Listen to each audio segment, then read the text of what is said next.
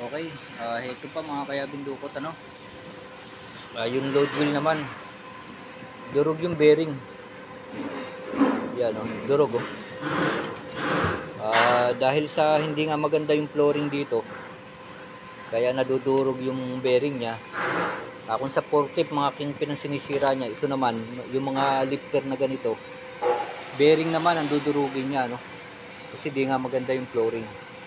Kaya wag po tayo magtataka kung bakit lagi nasisira yung mga kingpin, mga bearing, kasi sa flooring nga po, kailangan yung flooring paayos po para ano, no, para tumino yung mga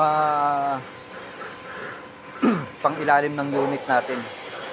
Yan ang kadalasang sira dito, kingpin sa mga bearing, ano. Pati itong mga load wheel, laging sira yan, nababakbak agad yan.